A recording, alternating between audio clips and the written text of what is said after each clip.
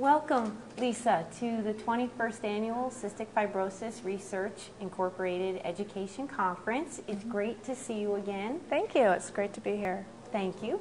I would love if you could introduce yourself again to our online community. All right. Hi, my name is Lisa Greene, and I am first and foremost the mother of two beautiful children with cystic fibrosis. Jacob, my son, is 9, soon to be 10, and my daughter Casey is 7. And they're just great kids. They're doing well considering the fact that they have cystic fibrosis. We certainly have our issues and our challenges, as many of you do, and we are dealing with it and living it and making the best of every day. And you're an accomplished author. I am, and yeah, it's been quite a journey. I recently released last year a book called Parenting Children with Health Issues, and my senior author, Dr. Foster Klein, MD, is a very well-known child psychiatrist, and he co-founded, along with Jim Fay, the Love and Logic Institute. And Love and Logic is a very well-known parenting program known around the world, and basically they teach parents and educators the tools and techniques to raise children who are respectful, responsible, and fun to be around, and that's kind of their tagline. And our take on that is that we want to help parents raise children who are respectful and responsible and who have high coping skills. And as you can imagine, when you have children with serious health issues, whether it's cystic fibrosis or diabetes or asthma or obesity, anorexia, all those physical challenges come with a unique set of parenting challenges as well. How do we respond to our children to empower them to make wise choices for their lives? How do we raise children that have hope, but that also understand the realities of their situations so that they take care of themselves, so that they do what they need to do to take care of their bodies, especially when the self-care regimen can be very high and demanding. Congratulations. Thank you. And is there a website that we can visit? Yes, www.parentingchildrenwithhealthissues.com.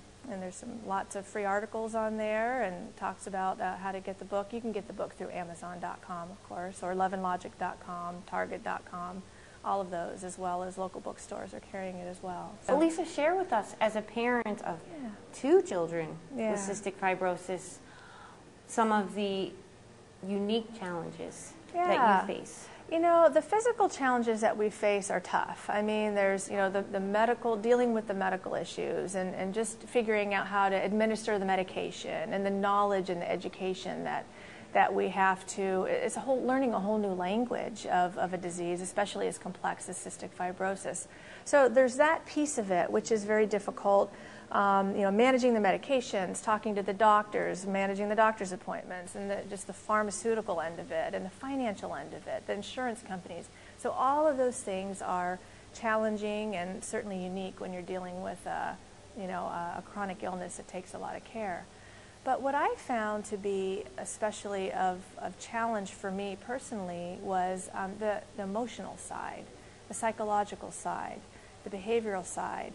And that was what compelled me to ask Dr. Klein if he would help me write this book, because there were so many questions that I had about how do I raise my children and how do I teach them about their disease, and how when they're misbehaving, is it because of the CF or is it because they're a normal kid? I mean, these are the two children that I have, the only two children. I don't know what's normal and what's not normal. I mean, for me, living with CF is normal as a parent. And so, it's so hard for me not to be overprotective. I mean, I want to protect them. I want to shelter them from every hurt and every pain. I want to wipe every germ off of every shopping cart, and I don't want them to go out on the playground because I don't want them to get any germs that'll cause them to have a lung infection. But is that how I want them to live their life? I mean, I'll raise them to be paranoid children. So it's been such a challenge to find that balance between being overprotective, or to being protective but not overprotective. So kind of my little rule of thumb has been to be prudent but not paranoid, and that's sort of been something that's worked well for me, that I want to be careful. I mean, I carry hand gel everywhere. So if we're at the airport or we're at a museum, I mean, we wash our hands with hand gel before we eat gum. but I'm not running around with hand wipes, you know, with everything they touch. So it's important for us first to think about our kids as a kid. This child is a child, and not as a disease. And to help, as parents, it's so important that we see them as that, because the way we see them is the way they will see themselves. You know, they see themselves through our eyes, especially as they're young.